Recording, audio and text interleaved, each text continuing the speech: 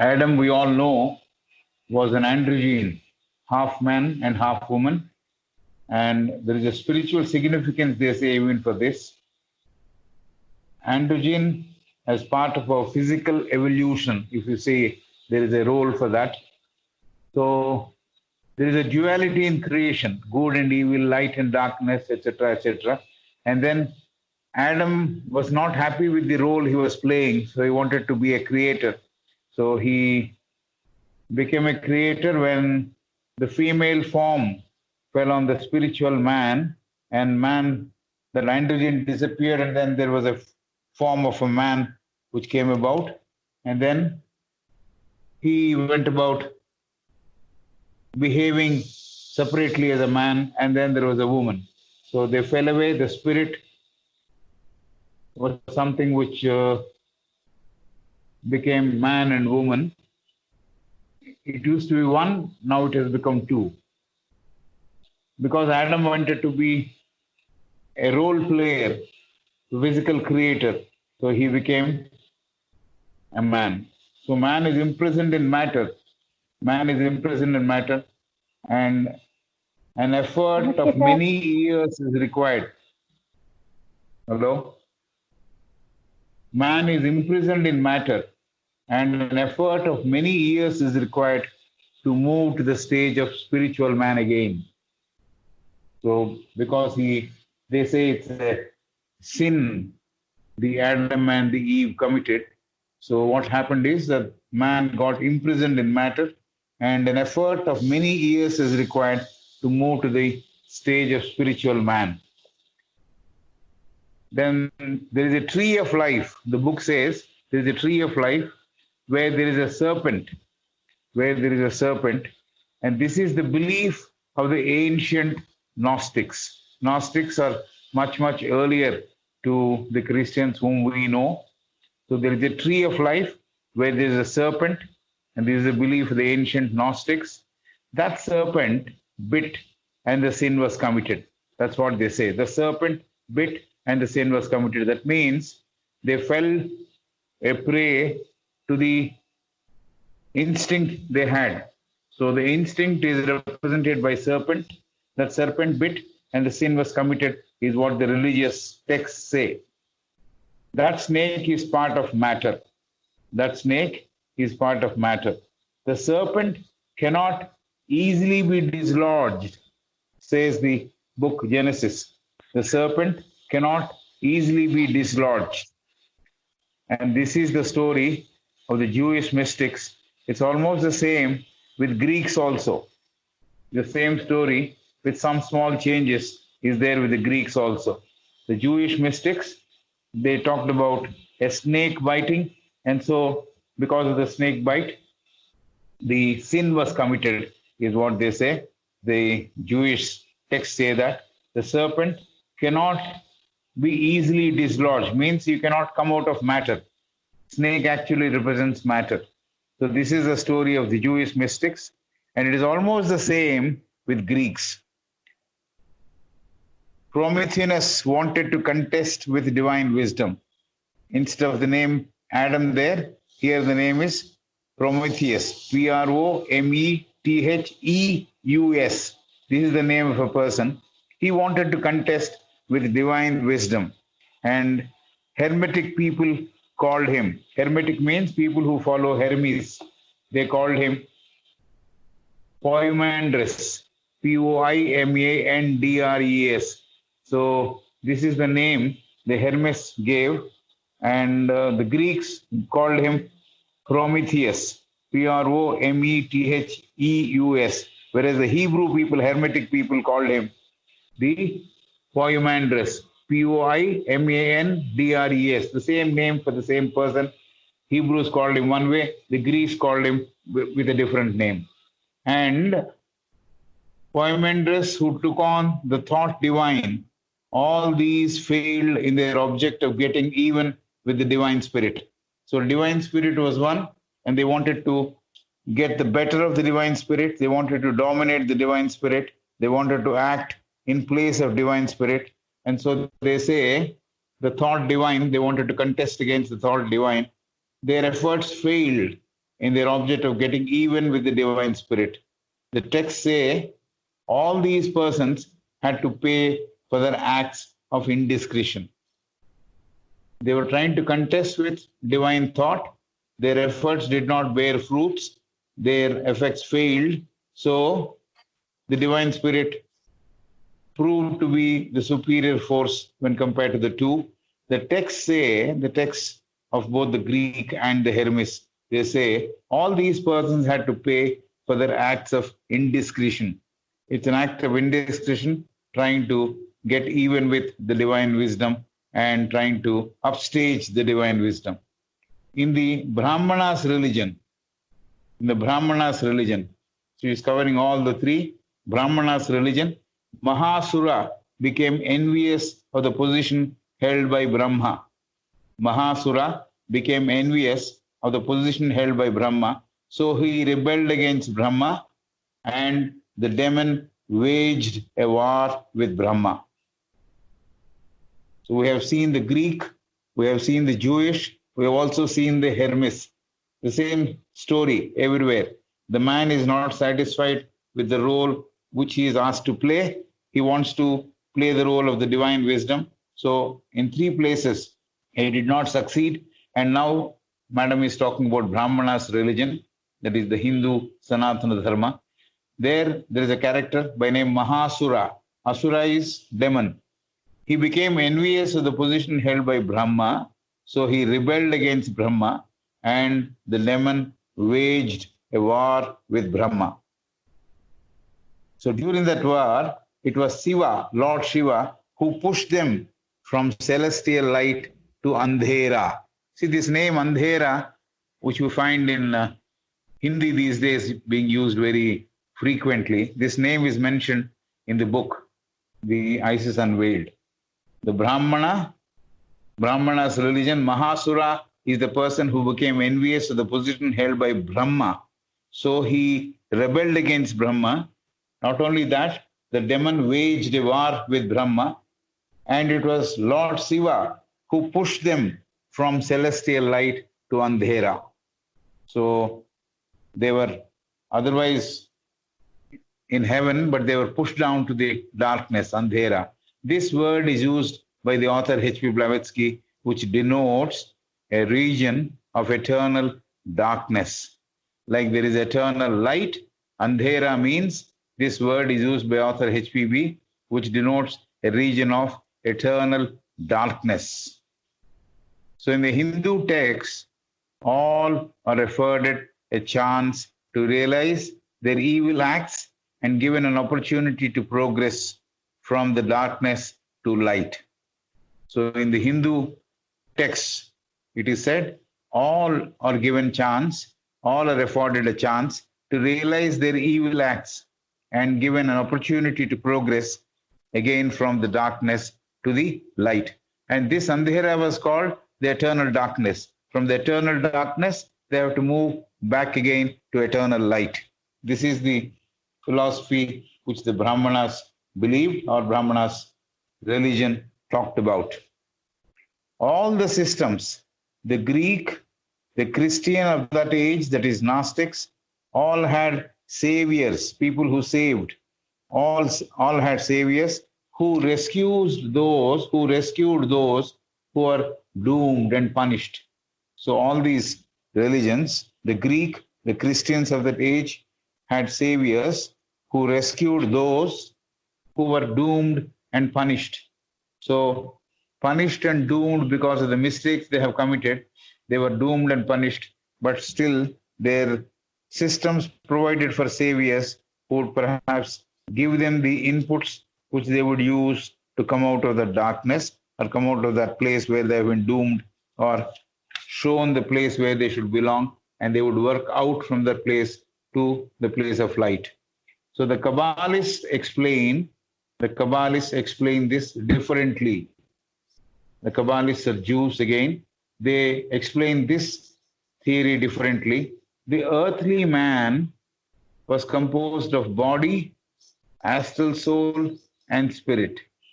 This is how the division was made even by Plato. The Kabbalists explain this differently.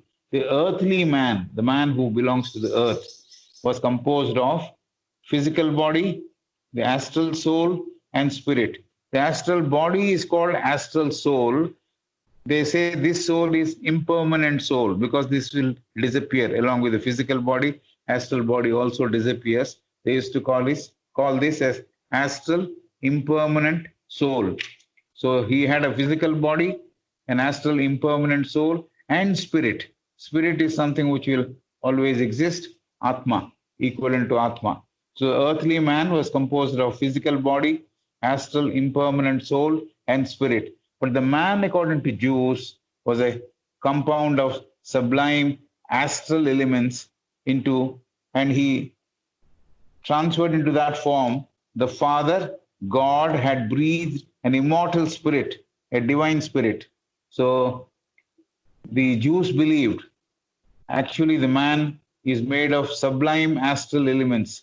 They thought the earthly physical body is not the thing.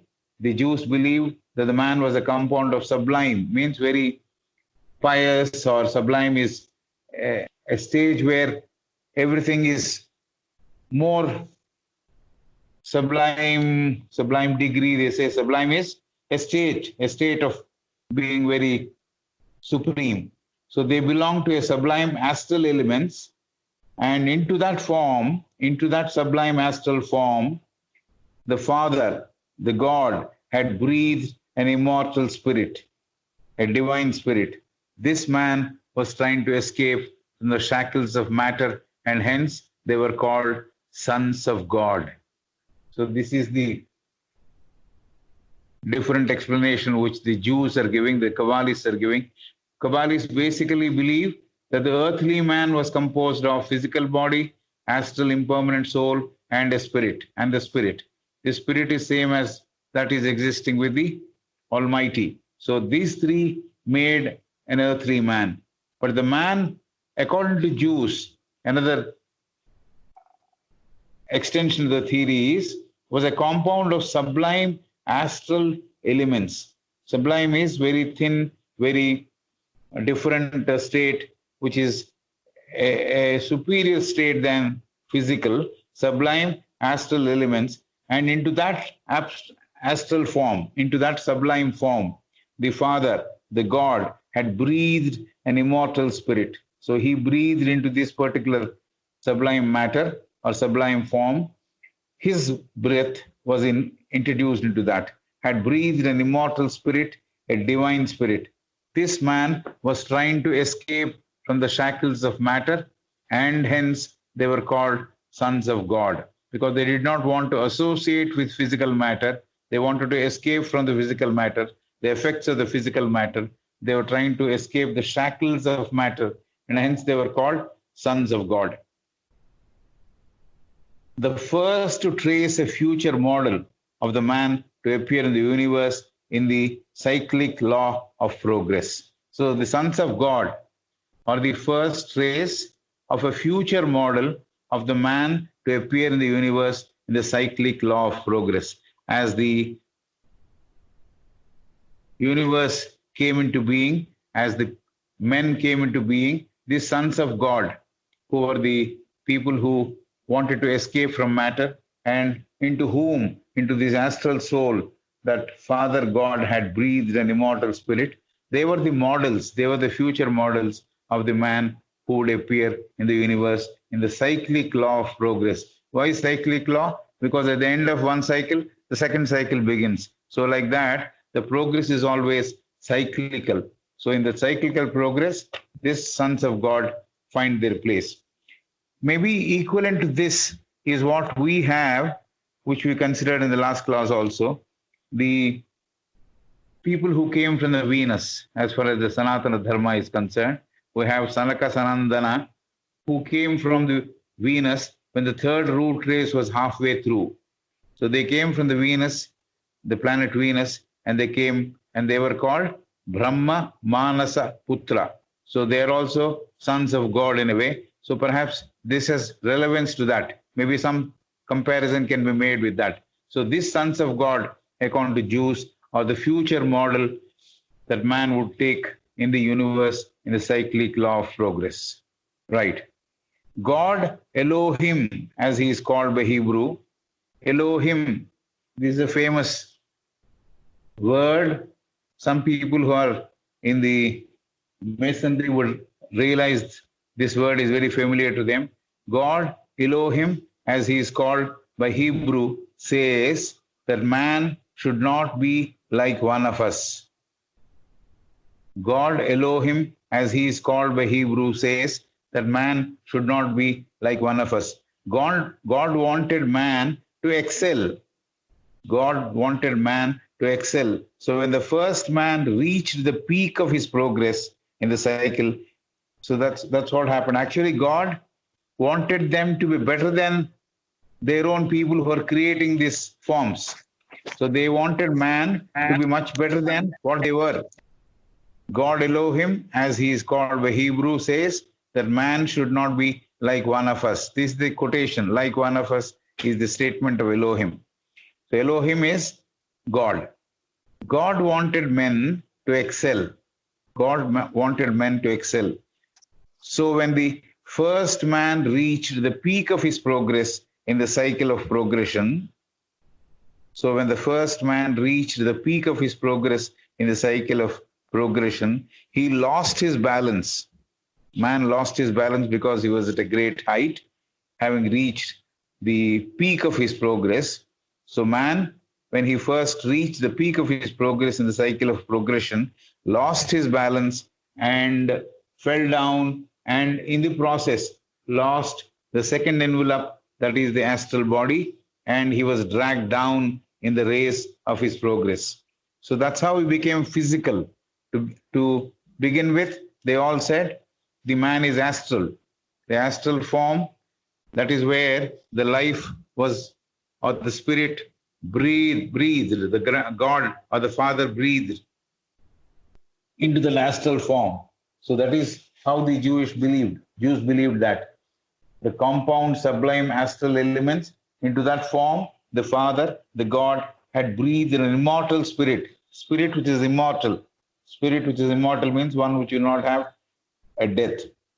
So that sort of immortal spirit was introduced into the astral element of the form which the Jews considered was the real form of a man.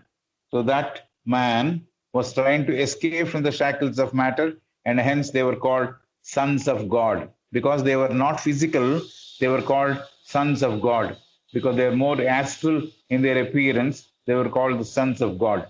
The first to trace a future model of the man to appear in the universe. So they were the models for the future human beings to take the shape of. The cyclic law of progress, they were considered, the sons of God were considered as the future models of the man who would appear in the universe during the cyclic law of progress. So, having said that, God Elohim, this is what the book is talking about. God Elohim, as he is called by Hebrews, says that man should not be like one of us. So they perhaps wanted, actually God wanted man to be his representative, but then as far as the progress is concerned, he wanted him to be better than them, like one of us. God wanted men to excel. So when the first man, in the process of growing, reached the peak of his progress, so that when the first man, in the process of progression, reached the peak of his progress, in the cycle of progression, he lost his balance and fell down. And as he was falling down, and in the process lost the second envelope, that is the astral body. So the astral body with which he was born, that was gone because he fell down from a height, and in the process lost the second envelope, that is astral body, and he was dragged down in the race of his progress.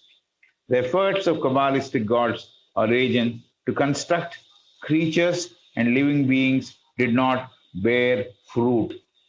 So when he was dragged down, he fell into matter, and so assumed the form of a physical man. So he became a physical man. The progress which he made, the arc, to the top of the arc, he raised himself he fell down from there. In the process, he lost his second envelope, which is the astral body, and then he was dragged down in the race of his progress. That's when he fell into matter. The efforts of Kabbalistic gods are representatives, to construct creatures and living beings did not bear fruit. A lot of these gods means not capital God, GODS, small GODS. They were all assigned the responsibility of ushering in new creation. They were given the responsibility of ushering in the new creation. So the efforts of the Kabbalistic gods with small g, God are their agents. They were supposed to bring in the new creatures, construct a new universe and all that. And the living beings were supposed to be shaped by them, and their efforts did not bear fruits because they failed. The efforts of the Kabbalistic gods did not materialize, or the agents also, their efforts did not materialize to construct creatures and living beings. Creatures means not man, but other things like animals, birds, and all those things. None of those things they could form. So they failed there. So that is what the Kabbalistic book says. There is one new term which is being introduced, which is Bahak Jiva, Bahak Ziwa. This is the person, Bahak Jiva. This is a person. He was given the responsibility, and he could not bring about living beings too. He took the help of Pitahil. Bahak Jiva was given the responsibility next. After the gods or agents were given the responsibility, then the responsibility was given to another individual by name Bahak Jiva, who is also a godly person, Bahak Ziwa. There is a hyphen between Bahak and Ziva. Bahak Ziva was given the responsibility, but he could also not bring down or bring about living beings. So Bahak Jiva also failed, like other gods and agents failed. Bahak Jiva also failed to produce the living beings or the forms which he was expected to bring about. He took the help of Pitahil, another person who was very, very pious, very pure, much purer spirit. So he took the help. Bahak Jiva thought, because he was not able to produce, at least with help of Pitahil, he can produce all the living beings. So he took the help of Pitahil, Pithahil. This is another divine person who was very pious, very pure in his spirit. He wanted Pitahil to help him. Bahak Jiva wanted Pitahil to help him to create the universe and all the living beings. Universe means not the entire universe, the world where all the life will come about. So that is the thing which these two people were given responsibility. The gods are agents, and Bahak Jiva took the help of Pitahil. They all wanted to bring in how the man should look like, how the other creatures should look like, all that they were trying to do. But they did not succeed again. Pitahil was purer in spirit, and his help was taken by Bahak Jiva to create. Even Pitahil also failed. So Pitahil failed to get hold of the living fire necessary for formation of the divine soul. They thought because they did not know how to open the key, at least this pure man, the pure in spirit, Pitahil will be able to open the key. So they gave the responsibility, or Bahak Jiva and Pitahil, together they thought they would be able to produce the models which are required to survive or live in this world.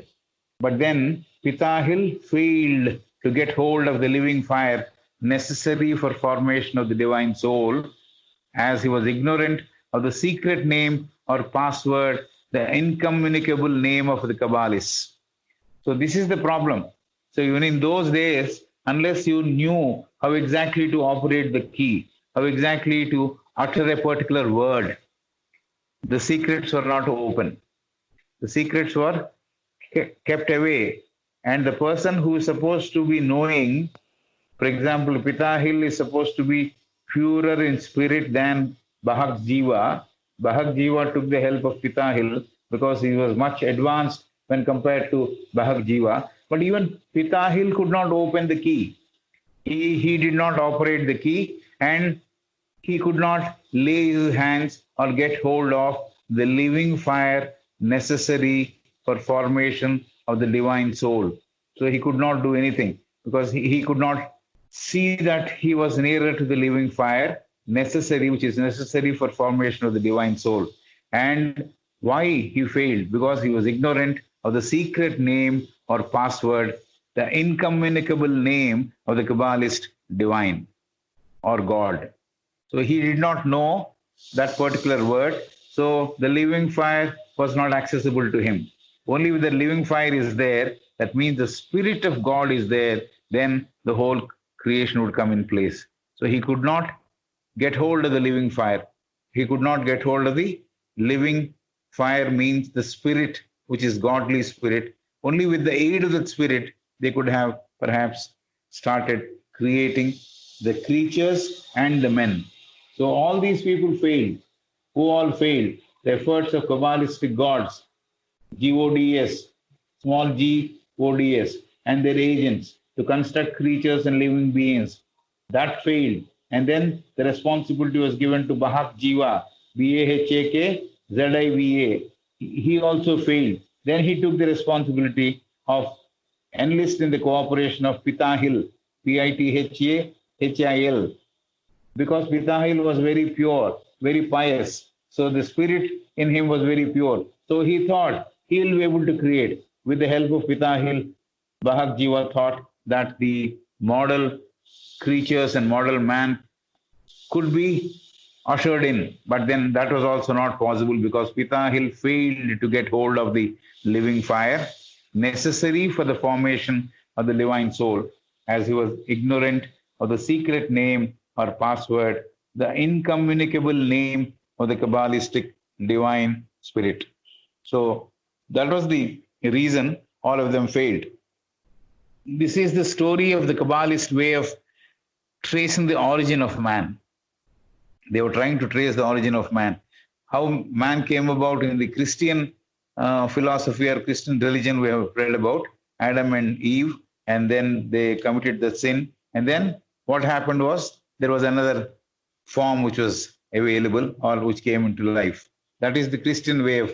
Then the Kabbalists and Hebrews, the Greeks and the Hebrews, they also had the similar names almost, Prostinus and some other name for the other person who was Poimandris was the Hebrew name. They both also tried creating the universe, but all these people failed to get in the new creatures and new men into this because they were not able to get even with the divine spirit. The divine spirit was much, much beyond their reach, so they could not manage.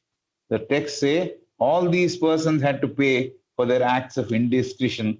In the Brahmanas religion also, Mahasura became envious of the position held by Brahma, so he rebelled against him, and the demon waged a war with Brahma, and Lord Shiva pushed them from a celestial light to Andhera. This means he fell into a deep, eternal darkness. And the Hindu texts say that the man has to work out from the darkness to the light again. So this is everywhere there is an opportunity to progress is given. And the Kabbalistic people are explaining now as to how the early man or how the origin of man was tried, or how they tried bringing in the models of earthly man as was desired, as was contemplated upon. So earthly man was composed of body, astral soul, and spirit. That is what the Kabbalists believed. But then the sublime astral elements, man also was a compound of sublime astral elements, and into that astral element, the Father God had breathed his immortal spirit and the divine spirit. This man was trying to escape from the shackles of matter, and hence they were called sons of God, or the first race of future model of man who would appear in the universe and progress in the cyclic law of progression. So then, at that point of time, God Elohim, as he is called by Hebrew, says that man should not be like one of us. He should excel. Man should excel. So when the first man reached the peak of his progress, as he was progressing, because he was supposed to excel in the process of his going up the curve, he fell down. He fell down, lost his balance, and in the process lost the second envelope, which is the astral body, and then he was dragged down into the physical and fell into the physical matter. The efforts of the Kabbalistic gods then, the efforts of the Kabbalistic gods to construct creatures and living beings did not bear fruit, is what the book Genesis is talking about. Bahak Ziva was one person who was given the responsibility. He took the help of Pitahil also to create new creatures and new man that did not bear fruit, that did not also result in positive results for them. Because Pitahil did not have the password which would open the door to create new beings. Then the blind matter, guided by the astral spirit, not the divine spirit, mind you, astral spirit, not the divine spirit, according to the ancient text of Kabbalah spirit, which is soul, which is anima mundi, Then the blind matter, guided by the astral spirit, not the divine spirit. We're not talking about the spirit which is there with the godly being, but the astral spirit. Astral spirit is a stage lower, as we know. Astral spirit, not the divine spirit. According to the ancient text of Kabbalah, spirit which is soul, which is anima mundi. The divine spirit is soul, which is anima mundi, is feminine in character. This is what they believed. The anima mundi is feminine in character. It is said the mother spirit conceived 7 forms, 7 figures with the help of Carbotanus. This is the name of a person. The mother spirit, because it is feminine, anima mundi is the feminine in character. It is said that the mother spirit conceived 7 figures with the help of K-R-A-B-A-T-A-N-O-S, Carbotanos. That is the name of the person. And with the help of Carbotanos, 7 spirits conceived 7 figures which were named as produced 7, spirits conceived 7 figures which were named as, the 7 figures were named as 7 planets. Okay. The 7 figures were named as 7 planets by Irenaeus, Ireneus. This is another name of the person. So Irenaeus called these 7 figures produced by the mother spirit with the help of Carabetanos, the spirit of matter. They produced 7 figures. These 7 figures were called as 7 planets. They were called 7 figures. They actually were planets, as was identified by Irenaeus. Pitahil, by putting his hand into matter, Pitahil was there. Pitahil, by putting his hand into matter, dipping it into abyss, chaos, created earth. So the 7 spirits or the 7 planets or the 7 figures were brought about by anima mundi, which had a feminine characteristic in that anima mundi, which is the divine soul or divine spirit. So with the help of the divine spirit, 7 figures with the help of Carabetanos, the spirit of matter. Carabetanos means spirit of matter, because matter and spirit should come together to produce a form. The divine spirit combined with Carabetanos, which is spirit of matter. So when they both combined, what happened was there were 7 figures were produced. Those 7 figures were called 7 planets by the person who was identified those 7 figures as 7 planets by Irenaeus. Irenaeus. He is the person who called them, those 7 figures, as planets. Pitahil at that point of time, by putting his hand into matter, dipping it into abyss, chaos, created earth. As the planets were tainted with matter, because matter is their combination of Carbotanos means planet, were also tainted with matter. As the planets were tainted means they were a mixture of matter and spirit. as the planets were tainted with matter, the 7 planets were considered as 7 capital sins. Sin, S-I-N-S. As the planets were tainted with matter, the 7 planets were considered as 7 capital sins. The progeny of the spiritus. The progeny of the spiritus. Spiritus is mother, the feminine name is spiritus. The progeny of spiritus, Kebar Jiva, Kebar, again Ziwa, Kebar Jiva, created 7 other lives of virtue. 7 capital sins were created in the form of 7 planets. Why they were called sins? Because there is a lot of matter involved in it. Matter is there because of the influence of Karbatenas, who is the spirit of matter. The mother spirit, Anima Mundi, combined with Karbatenas, produced 7 figures. Those 7 figures were called 7 planets. I suppose you are able to follow. Pitahil was there around, who failed to produce the models of the future creatures and future men. And that person, by putting his hand into matter, dipping it into abyss, means he went down, very low down. There was chaos, there was confusion. Chaos created earth. Chaos here also means darkness. He created earth. As the planets were tainted with matter, the 7 planets were considered as 7 capital sins, grave sins. The progeny of spiritus, again another progeny of the spiritus, the Anima Mundi is another progeny, means another child, Kebar Ziva, Kebar-Ziwa. The other person who failed was Bahak Jiva. You remember, this is Kebar Jiva. He created 7 other lives of virtue. Kebar Jiva created 7 other lives of virtue who served the purpose of balancing between good and evil. Why they should be balanced? Because the matter was there with the planet. The planets were tainted with matter, so they were considered as sins. To counterbalance the sins, the spiritus, means the female element of Anima Mundi, the divine spirit, that produced a progeny, and that progeny's name is Kebar Jiva. Kebar Jiva. That Kebar Jiva created 7 other lives of virtue. The other planets are sins.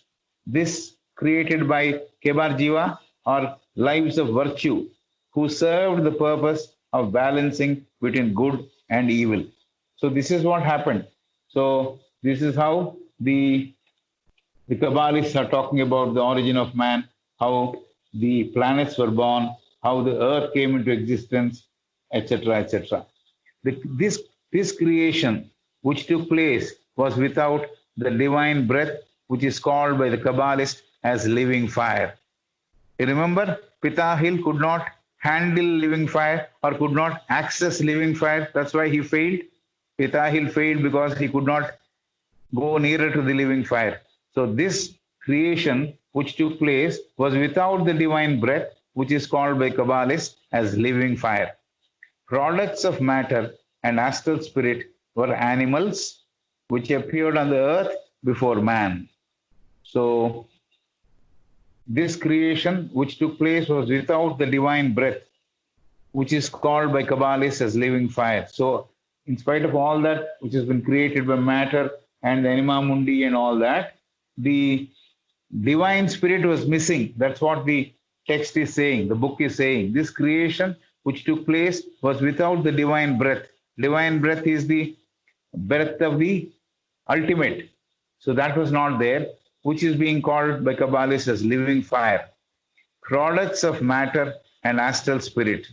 Products of matter and astral spirit. When they both came together, when the matter and the astral spirit came together, they produced animals which appeared on earth before man. So how the animal came into being is being talked about. So before man, actually, before man, animals were there. Even before animals, vegetable was there, mineral was there. But then here they're talking about matter and astral spirit. When they came together, what was produced were animals which appeared on earth before man. The spiritual beings who who were faithful to God.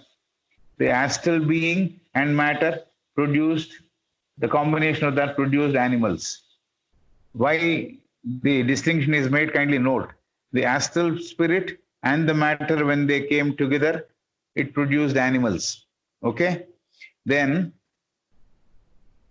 these animals appeared on earth before man. The spiritual beings who were faithful to God, the capital God, G capital, the first cause of all, means the root cause of everything which is happening on the universe. The spiritual beings who are faithful to God, the first cause of all, they constituted angelic kingdom.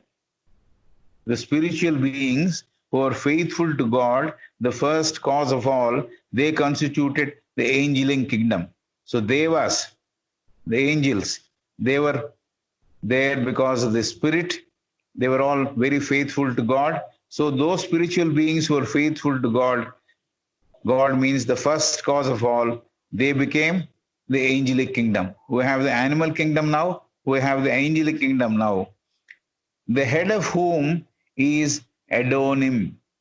The head of whom is Adonim. Even this name is familiar to many people who are in the masonry. The spiritual beings who are faithful to God, the first cause of all, they constituted angelic kingdom, and the head of this angelic kingdom is Adonim. They were spiritual men free of matter. When there is matter, when there is tainted with matter, we say it is not pure. When the matter is there, we say it's not pure. The sign of purity is the man should get rid of matter, become spirit, elevate to the stage of spirit. Then he becomes pure.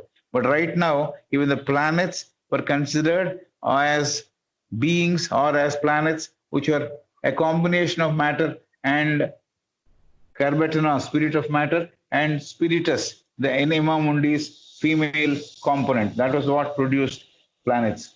And then the products of matter and astral spirit, they produced animals. The supreme spiritual beings who are faithful to God, the first cause of all, they constituted angelic kingdom, the head of whom was Adonim. They were spiritual men free of matter, no matter or trace of matter in them. So that is why they were called angels.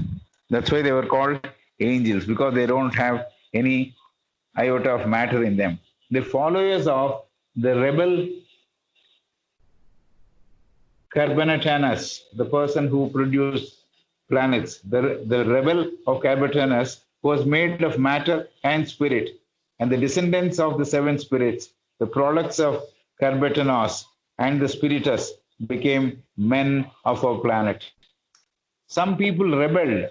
It means the story goes, the followers of the rebel Carbonatanus. Carbonatanus is spirit of matter. So he is the made of matter. So the rebel Carbonatanus was made of matter and spirit, and the descendants of the seven spirits, the descendants of the seven spirits who produce the seven planets, the products of Carbonatanus and the spirits became men of our planet after passing through the lower kingdoms. So after passing through the lower kingdom means having passed through the mineral, having passed through the vegetable, having passed through the animal, then became a man. So the rebel spirit of matter, which is represented by Carbonatanus, that is the name, Carbonatanus, they were made of matter and spirit, and the descendants of that seven spirits, the products of Carbonatanus, means the people who are associated with the seven planets, especially the planet Earth, which Pithahil produced. So these people who are rebels of Carbonatanus, which is of matter, made of matter and spirit, the descendants of this seven spirit, the products of Carbonatanus and the spirits, became men of our planet after passing through the lower kingdoms. Higher forms of man evolved from the lower forms. This is a statement. Higher forms of man evolved from the lower forms of mineral, vegetable, and animals. So after passing through mineral, vegetable, and animal, the higher form of man came into being. So how the man came into being is being explained. First, the planets were formed. then the earth was formed, and then to balance the capital sins, there was also capital virtues which were formed. So this is how the balancing took place. So nothing went wrong at that point of time. Then the living fire, they could not somehow manage to get hold of it. And what happened is the matter and spirit came together, the matter and the astral spirit came together, and that produced animals. I'm just summarizing it again for the sake of clarity. Anima mundi has two elements, the female element and the male element. Anima mundi is the divine spirit, which has two elements in it. Like man has two elements in him, the divine spirit also has two elements in it, the female and the male. So the female, feminine character, the feminine anima mundi, that is the mother spiritus, that conceived along with the help of Karabatanas, which is matter, and that produced 7 planets. That is understood. The first concept is the 7 planets. Along with the 7 planets, Pitahil, who is also a very pious man, very agent of God, he produced, by dipping his hand into matter, he produced earth. This is what the text is saying. Text of Genesis is saying. The Hebrew text is saying. So the planets were formed, the earth was formed. Then, as the planets were tainted with matter, 7 planets were considered as 7 capital sins. Sin, because matter is involved in it. If matter is not involved, it would have been divine. Because matter is involved, it is called a sin. It is tainted with matter. The planets are tainted with matter. Tainted means mixed with matter. So that is why it was called a sin. The progeny of Spiritus, another child of Spiritus, another child of Anima Mundi, Kebar Ziva, Kebar Ziva, that created 7 other lives of virtue. The top 1 planets are sin. He created 7 other lives of virtue. This served the purpose of balancing between good and evil. That is why the second 7 lives of spirit was produced by Kebar Ziva. And then the creation which took place even then was without the divine breath. In spite of all this, the divine breath was missing. The divine breath would breathe life into it. That was not there. The creation which took place was without the divine breath, which is called by Kabbalists as living fire. It is called the living fire. You remember this phrase was used in connection with Pitahil, who did not come to terms with the living fire. He could not access the living fire, so he could not produce the model of a man, because he lost that word which would open the doors to divinity. The password he had lost. So that is how the living fire he could not access. So, but the products of matter and astral spirit and matter combined together, that produced animals. They appeared before man on earth. We know, as per Theosophy, minerals and vegetables also appeared before animals. Okay, here the Kabbalists are only talking about animals which appeared on earth before man. The spiritual beings, after animals, the text is going towards angelic kingdom. The spiritual beings who are faithful to God, God is ultimate, the capital G. The spiritual beings who are faithful to God, the first cause of all, means he is the root cause of everything. He is the ultimate power. He is the root cause of everything. That spiritual beings who are very faithful to that particular ultimate spirit, they constituted the angelic kingdom. We have the animals, we have the angelic kingdom now. The head of the angelic kingdom is Adonim, right? That's the second portion of it. They were spiritual men free of matter. Who are angels? Angels do not have the component of matter in them. Because they don't have component of matter in them, because they are only spirit, they are divine spirit, they are angels. That's the reason why they're called angels. So if you have to become angelic, if you have to ascend to the stage of devahood, there should not be any matter left in us. This is what we have seen even in the previous class. No element of matter should be there to produce the divine spirit. He should become Deva, then the matter should not be there. Even a trace of matter should not be there. The form should not have even an element of matter. So, because they were spiritual men, free of matter, they were called angels. No matter or trace of matter in them. That's why they are called angels. And the followers of the rebel Karbatanas, who is of matter. Karbatanas tried coming along with the spiritus, mother spiritus, and what all he could achieve was to conceive those 7 figures which were called planets. That is the role of Karbatanas. So now the Karbatanas, the rebel Karbatanas, was made of matter and spirit, and the descendant of the 7 spirits, the 7 forms which became 7 planets, they called 7 spirits. The products of Karbatanas and the spirits became men of our planet after passing through the lower kingdoms. So matter and spirit coming together, coming out from the planets, especially the earth which was created by Pitahil, then that is the origin of man. That's how the man came about. The descendants of the 7 spirits, the products of Karbatanas and the spirits. Spiritus means the female element of anima mundi. Spiritus, not spirit, spiritus. The products of Karbatanas and the spiritus became men of our planet. So the combination of Karbatanas and spiritus produced 7 planets. At that time, Pitahil produced, using matter, earth. And the descendants of that particular 7 planets, including that of the earth, created by Pitahil, the combination of again Karbatanas, matter, Karbatanas means matter, and spirit, they produced men of our planet.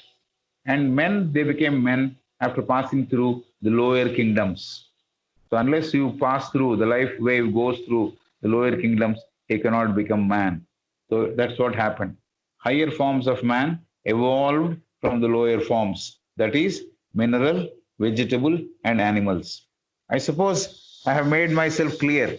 See, first, the anima mundi's female component of spiritus plus matter created 7 planets.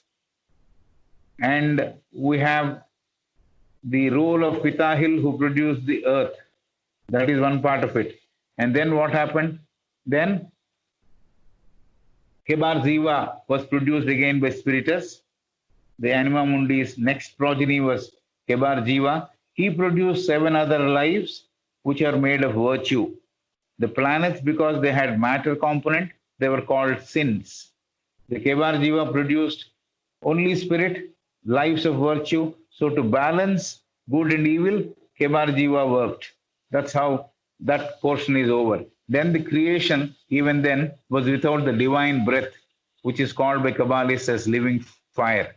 So only when the living fire forms part of the outer form which has been created by either by the spiritus and Karbatanas or Pitahil, into that spirit, into that form, the divine spirit should go and occupy. Then it becomes life. So that was without that living fire. So the products of matter, and that being the case, the products of matter and astral spirit, products of matter and astral spirit, matter and astral spirit came together to produce animals. So animals were before man took birth on the planet. Then the spiritual beings who are very faithful to God Almighty, they became angelic kingdom. And their head was Adonim. So there is no matter in them. They're all pure. So that's why they are called angels. The followers of the Karbatanas, and the spiritus, the descendants of the 7 spirits, the products of Karbatanas and the spiritus. Spiritus means the female component of the anima mundi. They became men of our planet. And they became men only after passing through the lower kingdoms. The lower kingdoms are the mineral, the vegetable, and the animal. So the lower forms of mineral, vegetable, and animals they have to have, and then they became men. So the lower forms gave place to higher forms. That the first cycle of life appeared according to the Kabbalists. This is how the origin of man took place in Kabbalah. See, the previous class, there was only a casual mention of Kabbalists, and then she moved on to the Christian story. After the Christian story is over, after the Hebrew story is over, after Brahmana story is over, now she has come back to the Kabbalists, and she gave a very detailed explanation according to the Kabbalist text as to how the man came into being. Right? So the man arrives at the lowest arc and rises to the highest. That is the peak of progress. The man arrives at the lowest arc and rises to the highest peak. As he came down, man wore denser coats of skin. As he came down, man wore denser coats of skin. As he raised himself, the coats became thinner and thinner. This is what happens when you are coming down and touching the ground. Based on each surface through which he is moving or wherever he is destined to live, he wears the body according to that particular plane. So that's why he says, as he came down, man wore denser coats of skin. The skin became denser and denser and denser as the spirit came down. If the spirit is going up again on the up direction, what happens is the coats become thinner and thinner and thinner. So here she's giving a note on anima mundi. We have talked about anima mundi even in the past, but again, anima mundi, which is the astral light, is dual. Anima mundi, which is the astral light, is dual, means two-way. And it is bisexual, means feminine as well as male element is there. The male part is purely divine. Kindly note, the male part is purely divine, and the spiritual, and that is also spiritual. The male component of the anima mundi is purely divine and spiritual. It is the wisdom. That's how it is described. Anima mundi, which is the astral light, is dual and bisexual. There are two components to it, and there are two sexes to it, sexually separated. The male part is purely divine and spiritual. It is the wisdom.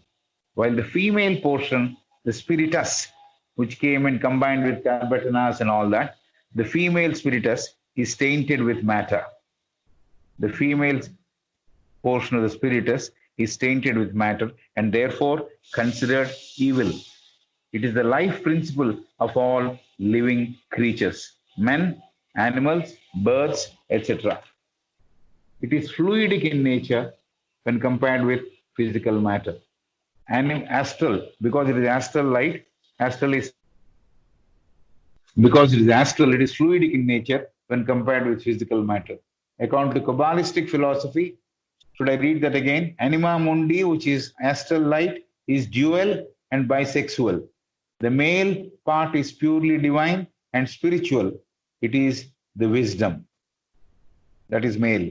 While the female portion, the spiritus, is tainted with matter and therefore considered evil. This is the Kabbalist view of things, right? It is the life principle of all living creatures. Men, animal, birds, etc. are coming out of this principle. It is fluidic in nature when compared with the physical matter. Physical matter is gross, whereas astral matter is definitely thin and fluidic. According to Kabbalistic philosophy, a stone becomes a plant becomes a beast becomes a man, again a man becomes a spirit or spirit of God. This is the whole chart of progress. According to the Kabbalistic philosophy, summed up, it says, a stone becomes a plant becomes a beast becomes a man, again a man becomes a spirit or spirit of God. This is the channel through which the life spirit or the life spirit moves. So it is a combination of spirit and matter, and the female spiritus is tainted with matter, whereas the male component of anima mundi is pure, divine, and spiritual, and it is wisdom. And the female portion of spiritus is tainted with matter and therefore considered evil. It is this life principle of this combination of these two which produces all creatures like men, animals, birds, etc. It is fluidic in nature when compared with the physical matter. So this is the summing up of the Kabbalistic philosophy. A stone that is mineral becomes a plant becomes a beast becomes a man, again a man becomes a spirit or spirit of God. A man who is, when he is completely devoid of the taint or the trace of matter, he becomes God again. He is completely spirit oriented or he is filled with spirit, he becomes a God again. God, small God, he becomes a God again. So every human being is potentially divine. In the shoreless ocean of space,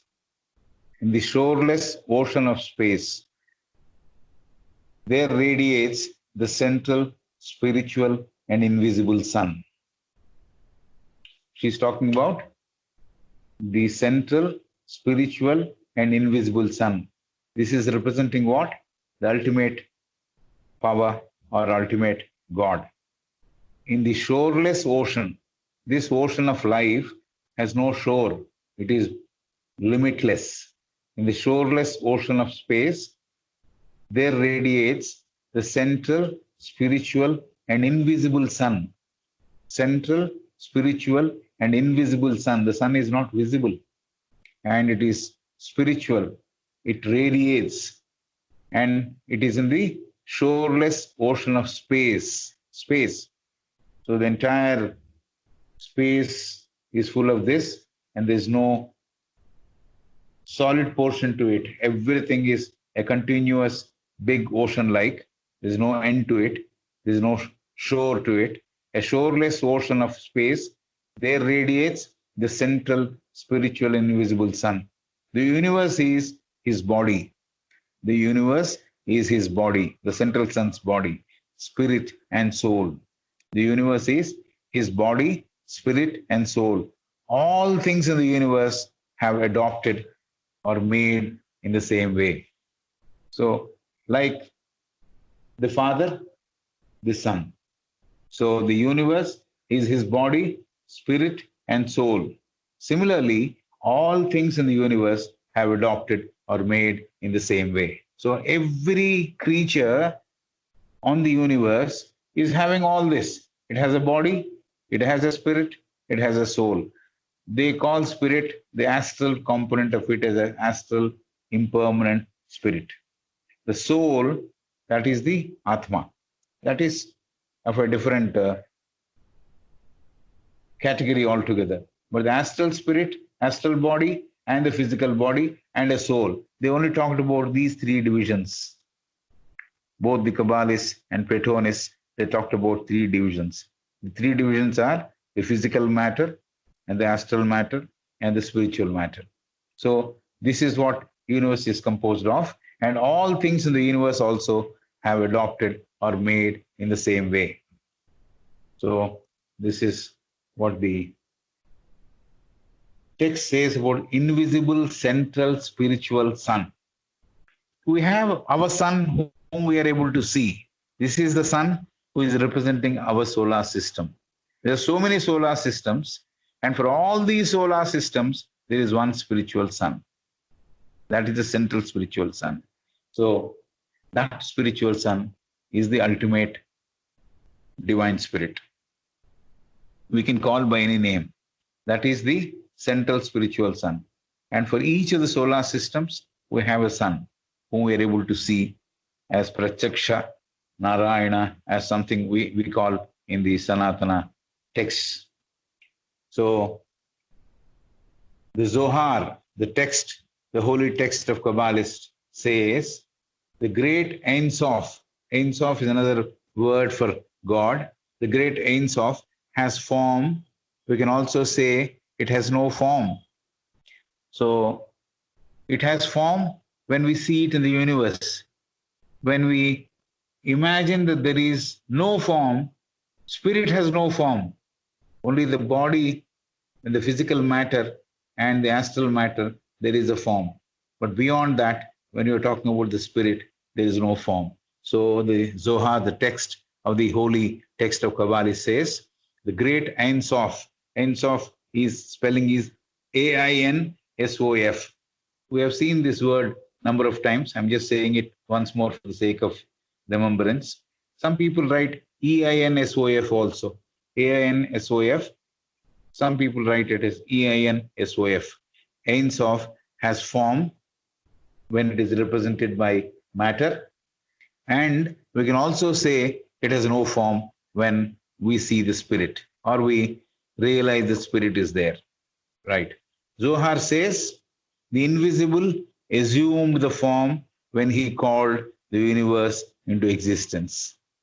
The invisible assumed the form when he called the universe into existence. When he thought, yes, there should be a universe, there should be forms. So when he thought, when he decided, when there was a great intention, the great will, when that was there, the invisible assumed the form when he called the universe into existence. When he wanted the universe to come into being, then the forms appeared. Otherwise, it's just spirit. It has no form. So the great Ein Sof has form. We can also say it has no form. Zohar, the text says, the invisible assumed the form when he called the universe into existence. When the universe came into existence, the form started appearing. There are three lights. There are three lights. The first light is his soul. There are three lights. The first light, point number one, is his soul, the infinite, boundless, and immortal breath. The first light is his soul, the infinite, boundless, and immortal breath. That great immortal breath infuses life into the entire creation. The great immortal breath infuses life into the entire creation. This is the first light. What is the first light? First light is his soul, the infinite, boundless, and immortal breath. That great immortal breath infuses life into the entire creation. Next, we go to the second light. The second light is one which condenses matter and produces forms. The second light is one which condenses matter and produces forms. Matter is divided into various atoms and subatoms. All this is condensed. The second light does this. The second light is one which condenses matter and produces forms. The first light infuses life.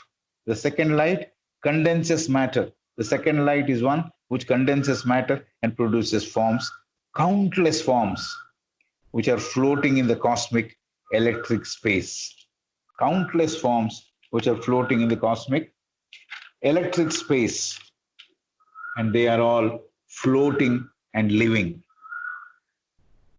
They're all floating and living. But they are blind, unintelligent principles. When the divine spirit enters these forms, they function intelligently. Forms are there when there is no spirit in it. It is just floating around. There is no life in it in the real sense of the term. So forms are existing, but only when the spirit is infused into those forms, when the breath enters those forms, then it becomes lively. So till then, they are blind, unintelligent principles, just floating around, living around in the electric space. That is the second light. Blind, unintelligent principles. When the divine spirit enters these forms, they function intelligently or with intelligence. Only then intelligence steps in. Before that, they're just forms. So the first light is the great breath, immortal breath, which infuses life into the entire creation. The second light is one which condenses matter, bringing down all atoms into one place and producing forms. Countless forms are floating in the electric space, and they are all floating and living with blind, unintelligent principles. Only when the divine spirit enters these forms, they function intelligently or with intelligence. Then we talk about the third light, which produces the whole universe. The third light produces the whole universe in its physical form. The third light produces the whole universe, the place where these forms can live, the place or the platform where these forms can live. That is produced by the third light. The third light produces the whole universe in its physical form. It is just physical matter. That is the third light. The third light produces the whole universe in its physical form. It is just physical matter. As it moves away from the divine light, as it moves away means as the physical form is formed and it is moving away from the divine spirit, this is what is happening. As it moves away from the divine light, the brightness reduces and it falls into darkness. So when the physical form is formed, the physical universe is formed, it is falling away from the spirit. So as it is coming down, it is coming down because the light is farther away and it falls into darkness. Hermetists means people who follow Hermes. Hermes, the thrice greatest, or Tehuti as we call him, the Hermetists. They call this as gross purgation of celestial fire. Purgation means just leaving, abandoning.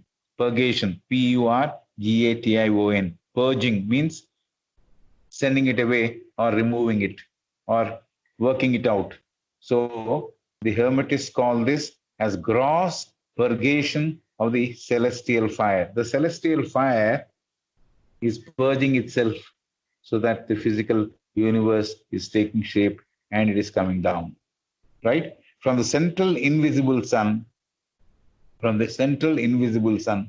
he shot out a ray. From the central invisible sun, he shot out a ray covered with a thin layer of divine essence. What is this?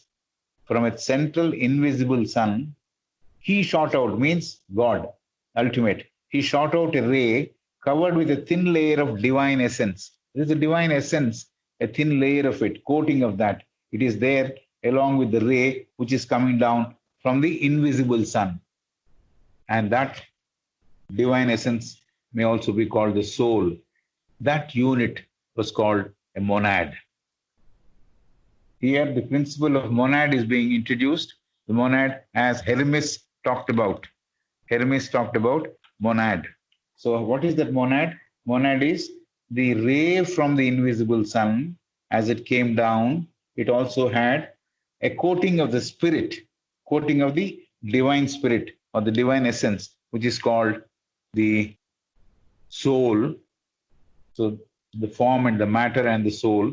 So that unit was called a monad, a spark of the divine. So we also say even now, what is a monad means? A spark of the divine. Or sometimes some people say the undivided spark of the divine, because this particular monad can always go back to the source. So we call it either the spark of the divine or the undivided spark of the divine. Both are same. So this is how the monad is formed. From the central invisible sun, he shot out a ray. Shot out means he sent out a ray covered with a thin layer of divine essence, which is soul. And that unit was called a monad, a spark of the divine. This monad entered into stone, transmigrated into vegetable, and then transmigrated into animal kingdom. And then he finally landed on the earth as man. So this is the process of transmigration. The monadic essence traveled from the mineral to the vegetable to the animal and finally landed on the earth as man. So this is the story of man as we covered it in this class. Should I stop here because it's 3:50?